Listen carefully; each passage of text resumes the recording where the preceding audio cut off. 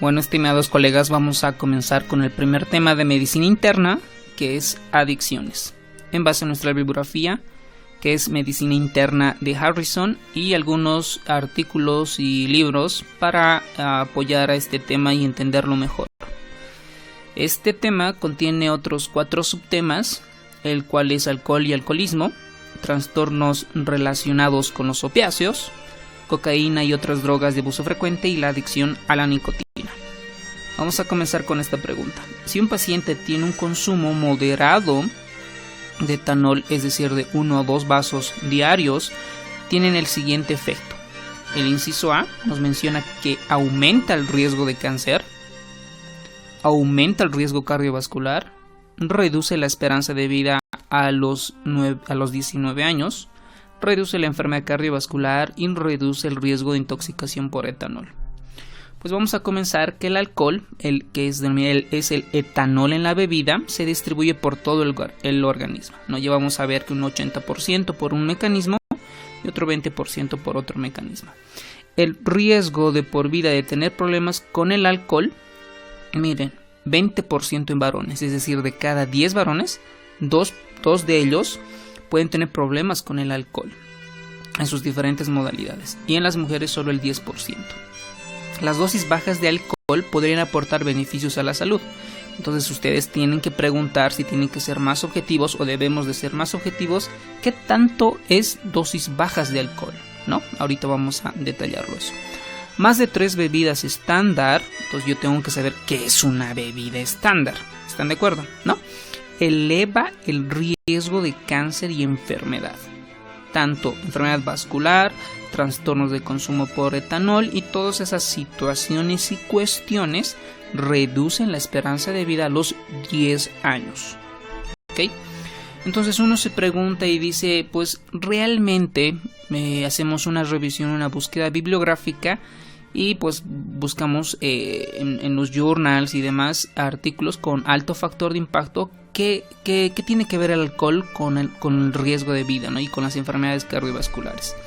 Entonces he encontrado este artículo, y hay muchos más artículos, donde dice que el alcohol es la espada afilada de doble filo. ¿A qué se refiere el término de doble filo? Donde acá ya nos menciona que el consumo de alcohol ligero a moderado, es decir, hasta una bebida diaria para mujeres, ojo, no embarazadas, como dicen los otros artículos, y de 1 a 2 bebidas diarias para los hombres, se asocia con beneficios cardioprotectores. ¿Ok? Mientras que un consumo cada vez más excesivo produce un empeoramiento proporcional de los resultados. ¿Ok? Entonces, el consumo de alcohol confiere protección cardiovascular predominantemente a través de mejoras de la sensibilidad a la insulina, ese sería el mecanismo de acción, sensibilidad al colesterol de lipoproteínas de alta densidad. Entonces, ayuda a la sensibilidad de la insulina y aumenta las HDLs. Ese sería el mecanismo por el cual tendría sus efectos cardioprotectores. Pero, si tú te pasas el consumo, nos pasamos del consumo, tienen efectos nocivos como el cáncer y otras enfermedades que lo vamos a ver.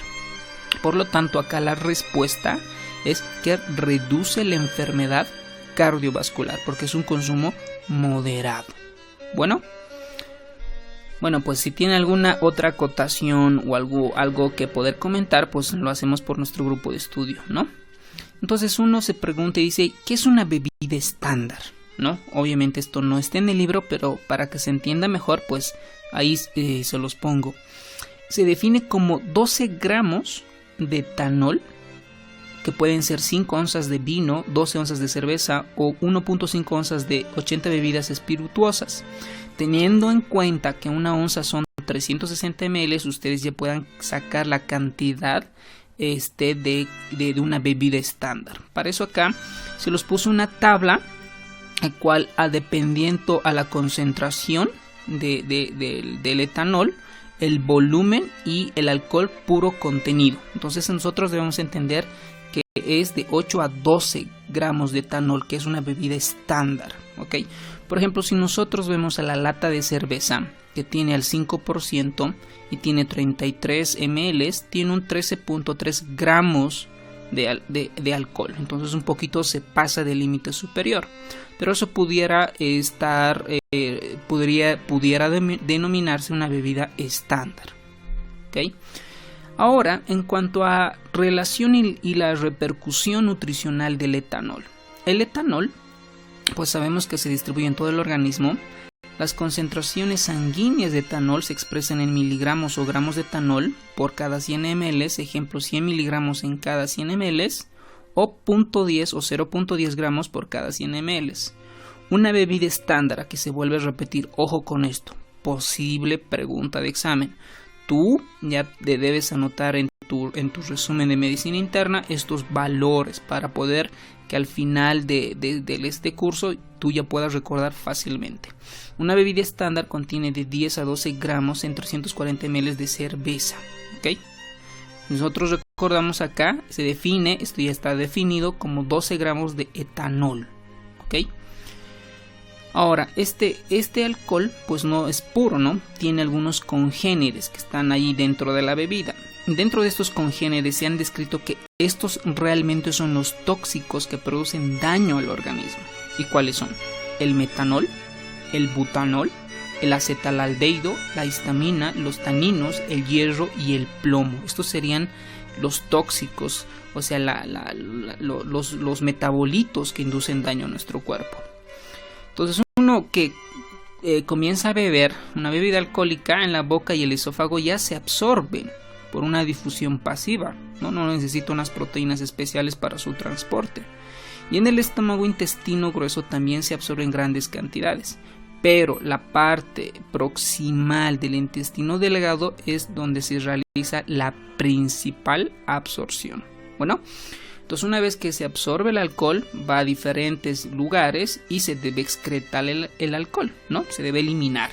De 2 al 10% se elimina por los pulmones, la orina o el sudor, pero la mayor parte de estos se forma acetalaldehído, sobre todo en el hígado. Y tenemos un esquema importante acá, donde este etanol, 20% lo hace a través del sistema microsómico oxidante de etanol, se convierte en acetalaldehído, y otros 80% interviene el alcohol deshidrogenasa. ¿Okay? Esto sobre todo en el hígado, y también se convierte en acetalaldehído. Pero el acetalaldehído también es por una enzima se convierte en dos metabolitos, que es la acetilcoenzima A, que va a producirse los ácidos grasos. Ojo con esto, miren que el etanol puede producir elevación de ácidos grasos. ¿Okay? Y el otro mecanismo es que este mismo acetalaldehído se convierte en acetato por la aldehído deshidrogenasa, y este va a entrar al ciclo del ácido cíclico, ahí partiéndose en dióxido de carbono y agua. ¿Okay? El etanol también se ha descrito que interviene en la absorción de vitaminas. ¿Okay? En el hígado disminuye el almacenamiento de vitaminas, porque sabemos que la mayor parte de este etanol se va a metabolizar en el hígado. ¿Okay? Y tiene unos efectos muy interesantes en el sistema nervioso central que se relaciona con el alcoholismo y con la dependencia del alcohol. Pues nosotros en Bolivia pues sabemos que en nuestras ciudades principales tenemos fiestas y demás, pues que la mayoría están relacionadas con el alcoholismo, ¿no? Una ingestión intensa y rápida en un individuo sano en ayunas posiblemente produce hipoglucemia. ¿Okay? ¿Por qué? Porque va a inhibir, se altera el metabolismo de la gluconeogénesis, ¿no? Porque recuerden que ustedes gluco es glucosa, neo nuevo y génesis crear nueva glucosa. Esto en el hígado, ¿no? Eso explicaría por qué estos pacientes podrían tener hipoglucemia. Vamos con esto. El alcohol en el cerebro, para que produzca un efecto miorrelajante y somnolencia, actúa en los receptores. Esto es una pregunta interesante porque también se ha asociado que el alcohol tiene un fenómeno relajante. Entonces nosotros como médicos debemos saber cuál es el mecanismo de acción de este efecto. ¿Será nicotínico, dopamínico? ¿Actuaría en los receptores GABA A, en los receptores GABA B o estimularía a los glutamatos? Y la siguiente pregunta vamos a describir la actividad placentera inducidas por alcohol son explicadas por. Y esto es fenómeno neurobioquímico, que es muy interesante. Y esta es la parte, creo yo, fundamental de poder entender. Si nosotros entendemos esta parte de la fisiopatología, vamos a entender que los medicamentos que se usan para esta enfermedad también están involucrados estos receptores y estos neurotransmisores. Entonces el alcohol en el cerebro afecta casi todos los sistemas de neurotransmisión. Tienen acciones agudas y otras pueden tener opuestas al tras desistir después del periodo de una bebida intensa. Ojo con esto y posible pregunta de examen. Aumenta la actividad del GABA, del ácido gamma aminobutírico, sobre todo en sus receptores tipo A. Gracias a estos receptores tipo A, tiene un efecto anticonvulsivante, somnífero, ansiolítico y miorrelajante. ¿Ok? Acá les puse una imagen de un receptor de GABA, donde recordemos que cuando se liberan estos receptores, o sea, cuando tenemos acá el GABA y se une a los receptores tipo A, acá van a abrir algunos canales y estos canales van a hacer que ingrese cloro. Y cuando ingresa el cloro se produce un fenómeno que por fisiología básica ustedes lo conocen, que se denomina la hiperpolarización. Es decir, que la célula de una cantidad negativa se vuelve cada vez más negativo por la entrada del cloro, porque tiene una carga negativa. Eso explica el fenómeno anticonvulsivante, somnífero, ansiolítico y miorrelajante. ¿Ok? Siempre es importante, vuelvo a recalcarles, entender el por qué y el para qué. ¿Ok? La parte de la fisiopatología es muy importante. Luego también se ha descrito que en usos crónicos incrementa las subunidades del receptor excitador. ¿Ok? Ya en la parte crónica. En la intoxicación y la abstinencia existe una desregulación entre el GABA y los receptores NMDA, los N-metil de aspartato. El alcohol en el cerebro también aumenta la dopamina. Entonces ustedes dirán, ¿pero qué hace la dopamina en el cerebro? O sea, ¿por qué hace que el alcohol hace que aumente la dopamina? Entonces el mecanismo es porque esta dopamina, cuando aumenta las concentraciones, sobre todo en el área tegmental ventral, tiene un fenómeno de recompensa. Entonces esto ya es tema de psiquiatría, porque ya la persona ya siente efectos placenteros y sobre todo de recompensa por el efecto de la dopamina. ¿Okay? Pero además el alcohol estimula la liberación de beta-endorfinas, es decir, es un analgésico endógeno natural del cuerpo. ¿Okay? Además también incrementan las concentraciones de serotonina o la 5-hidroxitriptamina, porque estas también van a actuar en los receptores de cannabinol. Bueno, entonces en el área tegmental ventral aumenta las concentraciones de dopamina. ¿Ok? Entonces acá vamos a ver que el alcohol en el cerebro, para que produzca el efecto miorrelajante y el efecto para dormir, estimula para que uno pueda dormir, actúa en los receptores GABA-A. Ojo con esto. Entonces ustedes repasarán y les dejo de tarea qué hacen los receptores tipo B, qué hacen los receptores metabotrópicos y los receptores iónicos. Con relación a esta pregunta, nos refieren las actividades placenteras inducidas por el alcohol son explicadas porque aumenta las concentraciones de dopamina en el área tegmental ventral. Esto en el sistema nervioso, ¿no? Ahora, el efecto sobre la conducta, tolerancia y dependencia. Este cuadro es posible pregunta de examen, ¿ok? Estas posibles de pregunta de examen porque pues necesariamente acá tenemos que memorizar estos valores porque nos pudieran poner como caso clínico, ¿no? La intoxicación aguda se define cuando el alcohol está en una concentración de 0.08 gramos por cada 100 ml, ¿ok? Es más, nuestro libro nos da acá la concentración sanguínea y el efecto que produce. Por ejemplo, vamos a tocar el 0.08. Cuando la concentración está en 0.08, existe una disminución de las funciones cognitivas complejas. Por ejemplo, no puede razonar un caso clínico, no puede hacer operaciones matemáticas complejas, el desempeño motor no es tan eficiente, ¿no?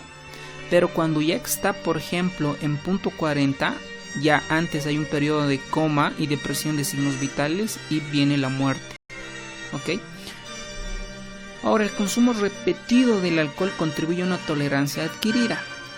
Esto se ha descrito que después de 1 a 2 semanas de bebida diaria puede existir tolerancia metabólica o farmacocinética.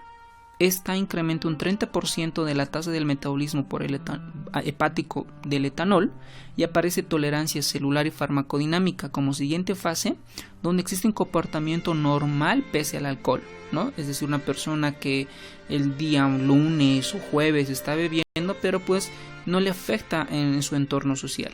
Pero ya la parte 3 existe una tolerancia aprendido-conductual, es decir, que para sentirse mejor o para que pueda realizar sus actividades necesita la presencia del alcohol. Eso se denomina la tolerancia adquirida. ¿Okay? Entonces el alcohol produce muchas cosas, ¿no? Desde que uno está embriagado, comienza a conducir embriagadamente y se crean problemas, accidentes, etcétera, ¿no?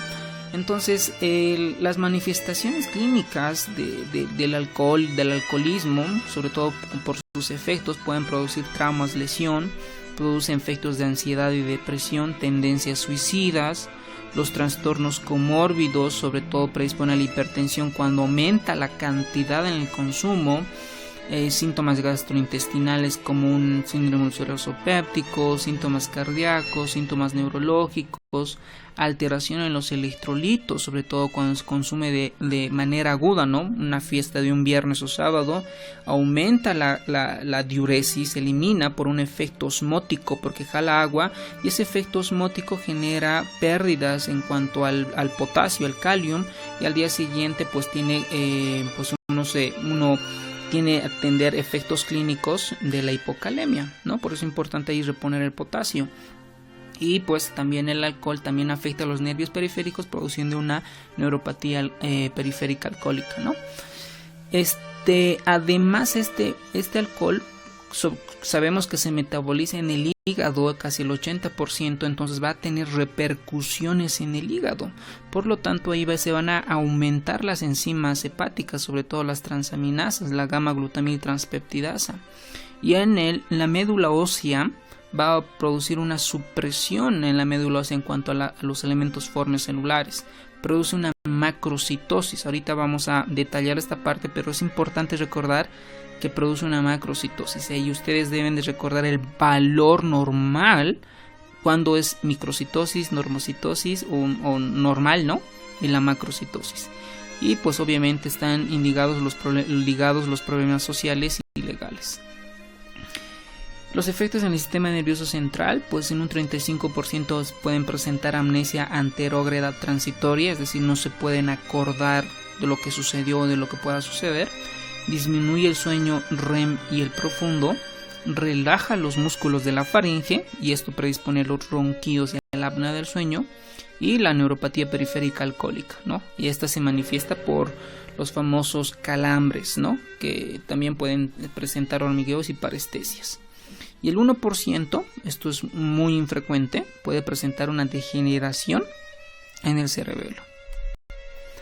Esto es posible pregunta de examen y es importante recalcar que no son tan frecuentes, pero están presentes y pueden ser posible pregunta de examen para el examen de la residencia. Por ejemplo, el síndrome de Wernicke es una tríada. Esta tríada compone una oftalmoparesia, ataxia y encefalopatía. Y el síndrome de Korsakoff es una amnesia retrógrada y anterógrada que normalmente se atribuye a una deficiencia de tiamina, es decir, los pacientes son hepatópatas alcohólicos, por ende tienen una hipovitaminosis de todo lo que es derivados del complejo B y pueden manifestar el síndrome de Korsakoff. Con relación a la definición de alcoholismo, esto es un tema de psiquiatría a más a profundidad. Ellos toman los criterios de la DSM-5. El año pasado era el DSM-4, actualmente es el DSM-5, que ya describe en el libro de Harrison, donde ahí ya tienen efectos sobre todo en la personalidad antisocial, impulsividad y desinhibición, ¿ok? tiene una ansiedad grave temporal y presenta alucinaciones auditivas y un trastorno psicótico. Y el tratamiento acá es la terapia de charla. Entonces, para comenzar a jugar con preguntas, vamos a ver esta pregunta. Uno de estos no es efecto del alcohol, ¿ok? No afecta. ¿Será que altera la gluconeogénesis? ¿Será que produce una disminución de reticulocitos, es decir, suprime la médula ósea? ¿Será que aumenta los ácidos grasos? ¿Será que aumenta la T3 y T4, es decir, las hormonas tiroideas? ¿O será que aumenta el cortisol? Entonces vamos a ver cuál uno de estos no es efecto del alcohol. Por lo tanto, en el aparato digestivo, el alcohol predispone a una hemorragia digestiva alta, que pueden estar asociadas al síndrome de Mallory-Weiss. En realidad es una lesión de Mallory-Weiss. También se han descrito pancreatitis agudas por el alcohol, que tiene una prevalencia que puede ser un 25 por cada 1000 en un año. Existe una alteración en la gluconeogénesis, ojo con esto. ¿Por qué? Pues porque ya sabemos, ¿no? Porque el alcohol lo destroza al hígado. Y si al día siguiente para la cefalea, para el dolor de cabeza le asocias paracetamol, el paracetamol también es muy tóxico, entonces lo estamos tronando más al riñón, ¿ok? Entonces ya tú sacarás tus conclusiones, ¿no? En un día post bebida alcohólica, pues no está indicado, o sea, no, según nuestro criterio médico no estaría indicado para una cefalea o algún tipo de dolor el paracetamol, porque sabemos que es hepatotóxico, ¿no? Además, en el hígado existe un aumento de la producción de ácidos grasos. Ya saben el por qué, por el cuadrito, ¿no? Porque el 80% del etanol que se va al hígado, una cierta parte se debe convertir a ácidos grasos. El 1.5 de bebida estándar incrementa el 1.4 de riesgo de cáncer de mama. Ahorita vamos a explicar esto de los riesgos relativos a los odds ratios, los factores de riesgo asociados al alcoholismo y los factores protectores al alcoholismo, ¿ok? Pero también se han descrito que el alcohol, obviamente sabemos por nociones básicas, que está asociadas a neoplasias de boca, esófago, cáncer rectal, pulmonar, de mama, etc., ¿no? En el sistema hematopoyético, el etanol produce un incremento de eritrocitos. Ok, hay una macrocitosis, aumenta el volumen corpuscular medio. Ok, ¿y qué pasa con los neutrófilos? Los neutrófilos se vuelven hipersegmentados, como ven ustedes acá en la imagen. Esto es un neutrófilo. Recordemos que los neutrófilos también son denominados polimorfonucleares. Eso quiere decir que sus núcleos tienen diferente forma y que pueden tener polimorfonucleares de 3 a 4 lobulaciones, pueden ser 1, 2, 3, pero acá son más, ¿no? 1, 2, 3, 4, 5, 6, 7, 8, 9, estos se denominan neutrófilos hipersegmentados, ¿ok? Pero además, como suprime la médula ósea, obviamente va a haber una reticulopenia, es decir, disminuyen los reticulocitos. ¿Qué es un reticulocito? Un glóbulo rojo joven, eso es por demás decirlo, ¿ok? Entonces, como el alcohol suprime la médula ósea, ¿cómo se va a defender la médula ósea? Hacer que las células madres crezcan, se reproduzcan. Por eso vamos a encontrar que la médula ósea está hiperplásica, ¿va? El consumo intenso y crónico, pues inmunosuprime al sistema inmunológico, o sea, suprime el sistema inmunológico y pues puede dar resultados falsos, sobre todo con pruebas de tuberculina, porque está alterado el sistema inmunológico. Con relación al sistema cardiovascular, el alcohol produce una depresión en la contractilidad miocárdica, produce una vasodilatación periférica, pues tendría ahí como un efecto hipotensor, ¿no? Protector para la hipertensión. Pero también cuando se pasa el alcohol, ¿no? Se aumenta el riesgo de hipertensión arterial. Y hay otros términos que nos describen en el libro, como por ejemplo están asociadas a arritmias auriculares, ventriculares, sobre todo la taquicardia paroxística, y esto se denomina un corazón festivo o corazón de vacaciones, ¿no? Porque por la bebida y todo lo demás. Los cambios en el sistema genitourinario y el funcionamiento sexual y el desarrollo fetal. Entonces lo que va a presentar es básicamente atrofias, ¿no? Atrofia testicular irreversible, retracción de los túbulos seminíferos, disminución en el volumen del semen y la disminución de cifra de espermatozoides. Lo mismo pasa en las mujeres, existe amenorrea, disminución del tamaño de los ovarios, abolición de cuerpos lúteos, con esterilidad concomitante y un incremento del riesgo de aborto espontáneo. Y hay unos síndromes y trastornos que están asociados, por ejemplo, el síndrome de alcoholismo fetal, que eso les dejo de tarea que lo deben ampliar el tema, el trastorno de espectro alcohólico fetal, otro tema para que puedan investigar, y los otros efectos. El alcohol también produce miopatía alcohólica aguda, ¿no? Y no solamente miopatía, también neuromiopatía, ¿ok? Incrementa el riesgo de fracturas y la osteonecrosis de la cabeza del fémur.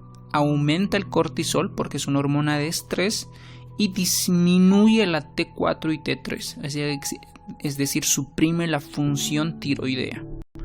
Por lo tanto, la respuesta no es efecto, es que aumenta la T3 y T4, al contrario, disminuye la T3 y T4.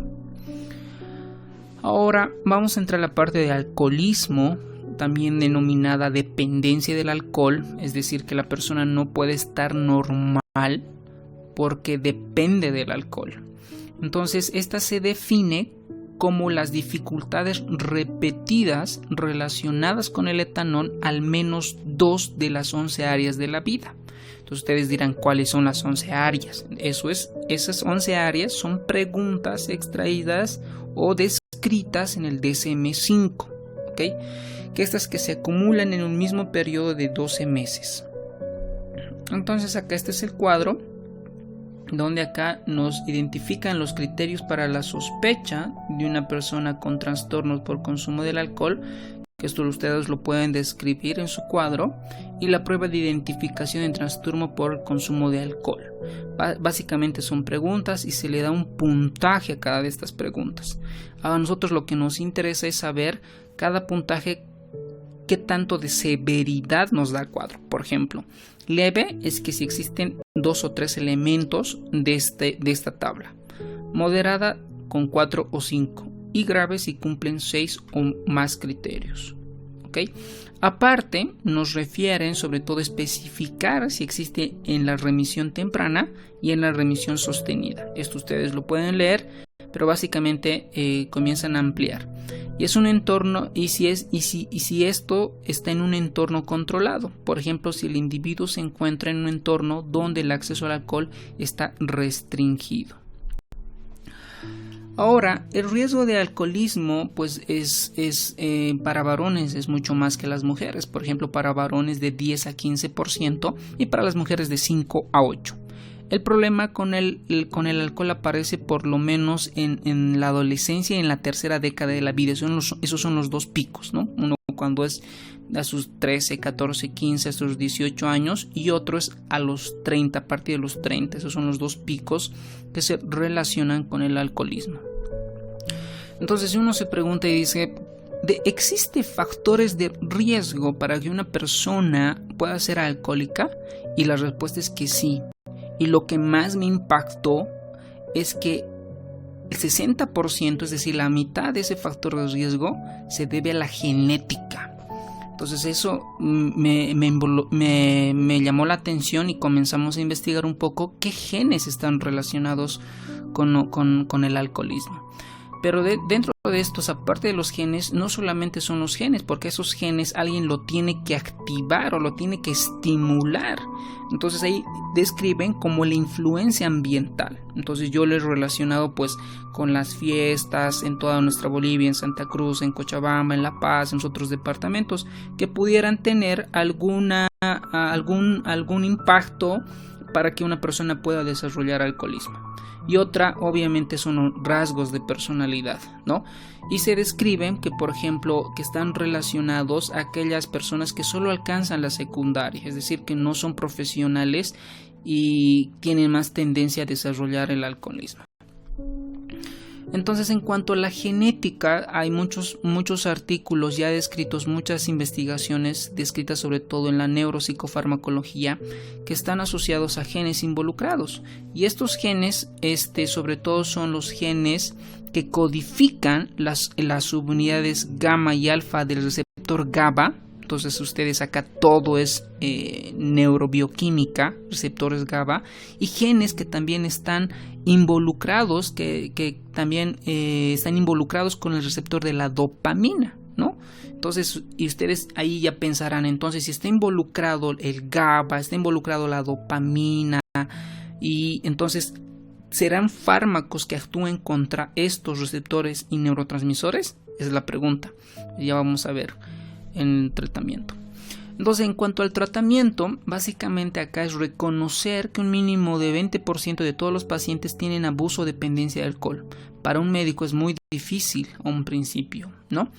Aprender a identificar y tratar los trastornos agudos. Pues un agudo, pues básicamente el paciente va a venir con hipertensión o ansiedad, o si le hace una prueba alcohólica, etcétera, ¿no?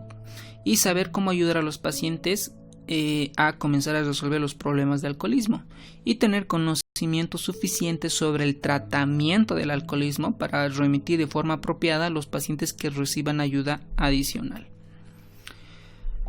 Ahora, vamos a ver con esta pregunta. ¿Son características laboratoriales de un alcohólico? Entonces, nosotros, por ejemplo, en la consulta podemos ver algún paciente y sospechamos que este paciente pudiera ser alcohólico y podemos solicitar laboratorios, y estos laboratorios nos pudieran guiar si el paciente es alcohólico o no es alcohólico.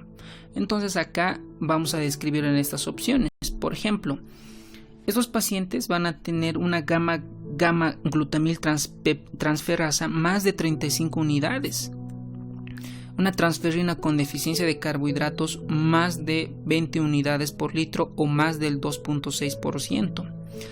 Y si hacemos un hemograma vamos a encontrar, y en ese hemograma completo vamos a encontrar que el volumen corpuscular medio está elevado, porque recuerden que habíamos dicho que existe una macrocitosis. Entonces, ¿cuánto es una macrocitosis? Mayor o igual a 91 micrómetros cúbicos que nos describe en el libro de Harrison, y un ácido úrico que está más de 7 miligramos por cada 100 ml.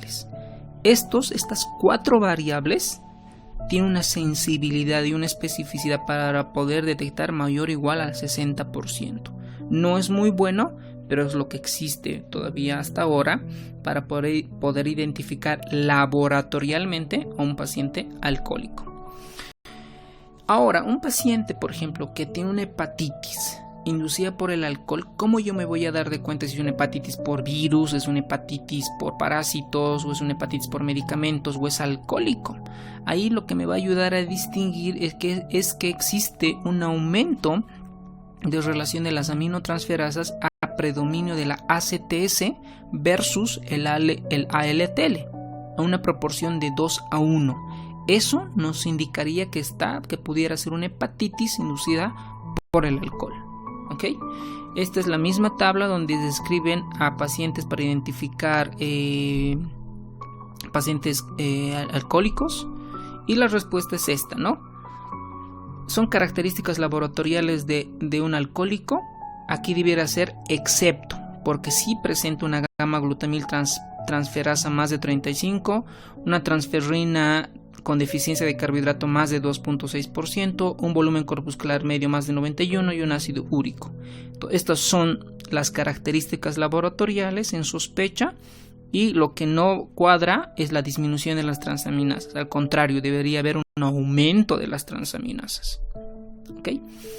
Y vamos a entrar ya parte del tratamiento para finalizar el tema. Por ejemplo, ¿cuál es el mecanismo de acción del disulfiram? Vamos a ver que ahorita hay muchos fármacos que actúan en el sistema nervioso central en cuanto al tratamiento. Antes el libro nos menciona la intoxicación aguda. Pues la intoxicación aguda, primero pues se hace como cualquier paciente en emergencias. Primero se toma signos vitales, ver si no tiene depresión respiratoria, si no hay arritmias, cómo está la presión arterial y demás, ¿no? Pero a veces suelen venir de formas agresivas estos pacientes. Entonces está el fenómeno agresivo, entonces yo debo de inhibir ese fenómeno. ¿Y cómo lo voy a inhibir? Con benzodiazepinas. ¿Y cuál benzodiazepina? Por ejemplo, podemos usar el clonazepam. O podemos usar antipsicóticos atípicos, como por ejemplo el haloperidol, u otros antipsicóticos como la olanzapina. Pero pues en la práctica diaria con clonazepam, alprazolam se puede controlar. Pero hay a veces que no se puede controlar. Estos se vuelven tan agresivos y podemos usar midazolam, lorazepam, ¿no? Que son un poco más potentes para inhibir esta respuesta adrenérgica.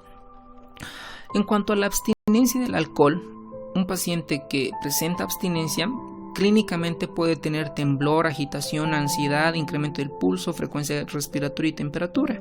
Y básicamente acá el tratamiento son benzodiazepinas, ¿ok? El delirium tremens es una confusión mental, agitación y grados fluctuantes de conciencia. Y el tratamiento son igual benzodiazepinas. Te voy a dejar de tarea que unos 15-20 minutos leas acerca de los benzodiazepinas, sobre todo el mecanismo de acción que actúa en los receptores GABA, ¿ok? Tienes que ver si son agonistas o antagonistas, tienes que ver la clasificación en cuanto al tiempo, sobre todo si son cortos, o sea, si tienen un tiempo de acción corta, ultracorta, mediana o prolongada, y qué tipos de benzodiazepinas tienen esos de acción prolongada, por ejemplo, y cómo se puede antagonizar, ¿ok? Eso es parte de ti ya. Después, en cuanto a la farmacoterapia para la rehabilitación, el primer fármaco y con un buen nivel de evidencia recomendado, el tratamiento es la naltrexona. Entonces ustedes dirán, ¿qué es la naltrexona? ¿Cómo actúa? ¿Y cuáles son las dosis? Eso es lo que tú debes aprender de cada fármaco, ¿ok? Y sus efectos adversos y qué vas a usar en cuanto si presentan intoxicaciones, ¿no? Entonces acá, por ejemplo, la naltrexona es un antagonista opiáceo que se usa de 50 a 150 miligramos día bioral. Bloquean los receptores de los opioides, es decir, un antagonista, ¿no? Y también disminuye los efectos de dopamina. Recuerden que la dopamina aumenta las concentraciones y tiene un efecto de recompensa, tiene un efecto placentero. Entonces la naltrexona va a disminuir esos efectos de la dopamina, ¿no? Y también evitan las recaídas. Luego otros fármacos, por ejemplo, cuando no se controla o cuando tiene alguna lesión hepática, está indicado el acamprosato, que inhibe los receptores de los N-metildeaspartato. Luego tenemos el disulfiram. Van ustedes a encontrar en otros temas, por ejemplo, sobre todo en hepatopatías, el efecto disulfiram. Entonces, el disulfiram, el mecanismo de acción es inhibir la acetalaldehído deshidrogenasa. Cuando se combina, por ejemplo, con otros medicamentos, con el metronidazol y otros, producen un fenómeno de inestabilidad que el paciente jamás va a volver a consumir lo que consumió, ¿no? Por ejemplo, causa vómitos, inestabilidad en el sistema nervioso autónomo, ¿no? Sobre todo cuando se asocia con el alcohol. Entonces acá el mecanismo del disulfiram es un antagonista es un inhibidor o es un antagonista del acetalaldehído deshidrogenasa. Y con esto terminamos el tema. Pues por cada tema hay unos puntos claves. Por ejemplo, que el consumo de 1 o 2 bebidas diarias se asocia con beneficios cardioprotectores. Los congéneres está el metanol, el butanol, el acetalaldehído, histamina, tanitos, hierro, plomo, que son tóxicos, los que producen daño a nuestro organismo. La excreción de alcohol se produce de 2 al 10% por los pulmones, orina y sudor, pero la mayor parte es metabolizada en el hígado. El sistema nervioso central aumenta la actividad del GABA, disminuye el efecto del glutamato, aumenta la dopamina, serotonina y liberación de beta-endorfinas. La intoxicación aguda alcohólica es de 0.08 gramos por cada 100 ml y el síndrome de Wernicke Korsakoff. Es muy importante recordar, el alcohol tiene efectos en todo el cuerpo, en realidad, sistema nervioso, digestivo, hematopoyético, cardiovascular, reproductivo, en músculo, nervios, ¿no? Y la identificación laboratorial de un alcohólico que ya mencionamos. Y la intoxicación aguda es el ABCD, vía aérea, presión arterial, ¿no? Todo lo que es respiración, presión arterial y fármacos. Y el tratamiento, si es un contexto de agresividad, son benzodiazepinas. Y el delirium tremens es, en cuanto al tratamiento y la abstinencia, también son las benzodiazepinas. En cuanto al tratamiento, debemos recordar que la naltrexona es un fármaco de primera elección con una recomendación con un nivel de evidencia de grado 2B.